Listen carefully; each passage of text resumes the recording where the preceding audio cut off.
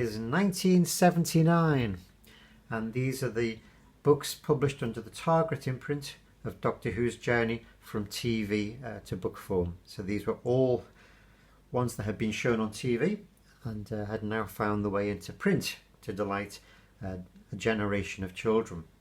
Some very exciting covers there. But what can I tell you about the year? Well, the highest grossing film at the cinema was Superman.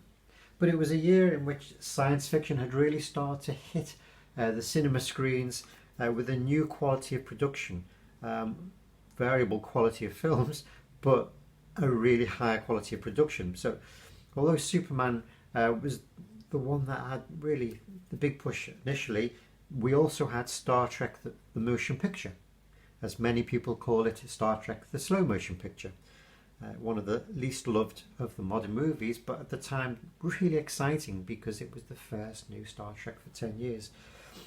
Other science fiction films of the year, Black Hole, a Disney film, maybe not a great film, but fantastic musical score by John Barry. So even if you've never watched the film, see if you can look up the score. You can find it on YouTube. Just possibly one of the best science fiction movie scores ever. Alien was released, that film, and Moonraker. So James Bond was now in space. In the UK charts, the charts were dominated by Bright Eyes in the summer. I think that was the biggest chart success of the year, followed closely by Cliff Richard, We Don't Talk Anymore. But let's look at the books. Doctor Who, really focusing now on the Tom Baker era, with one exception in this year. You can see again just 7 books, the same as in 78, down on the fast production of previous years. And the number of authors is slowly shrinking. So we have a Malcolm Hulke one and an Ian Marter one. Malcolm Hulke, Ian Marter. But otherwise, Terrance Dicks is keeping up the output that Target Books really needed. So, what have we got? We have The Hand of Fear from the Philip Hinchcliffe era, which was Sarah Jane Smith's final story in the series. The Invisible Enemy from the Graham Williams era. Robots of Death from Philip Hinchcliffe era. Image of the Fendal, Graham Williams era. Then a Patrick Troughton story, and again you'll notice the difference that Patrick Troughton is not on the cover, because at this time producers only wanted the current Doctor's face on the cover of the books to maximise the brand of the series as it was on TV at the time. So poor Patrick Troughton doesn't get his face on, whereas in the early 70s a Patrick Troughton book would have his face on.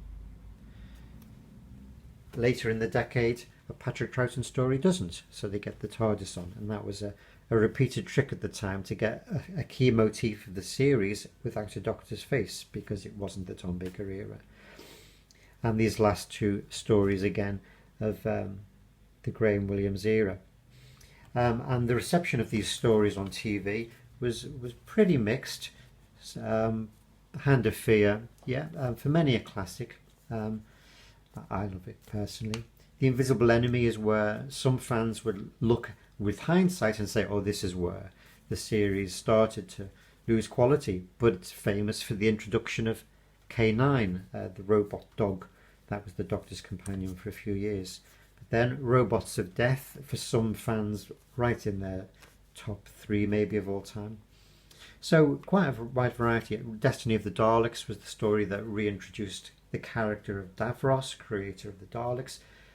In its original story, Genesis of the Daleks, the Davros character was a work of superb drama. Once it began to be brought back, different actors and different contexts, not quite the same effect. And I want to mention the Rebus operation because it was the first of the Key to Time season. Now in 79, the year begins on TV with The Power of Kroll from the Key to Time season. We were already, by Christmas 78, into the 5th of the 6 stories. So 79 begins with The Power of Kroll, and the last 2 stories of that and the Armageddon Factor, the end of the Key to Time season. So the Tom Baker era has really moved on. It seems rapidly, but of course it was just year by year, but we've gone, certainly in the books here, from the last season of the Hinchcliffe era, early in the Graham Williams era, right through to the Rebus operation, and the season after, Destiny of the Daleks. So they're really getting them in the sense of TV book tie-ins quickly to maximise the books as a product. So I shall leave that with you. I think it's a fascinating time of Doctor Who's changing styles on TV and in books. Leave the images with you. They're great covers. Enjoy.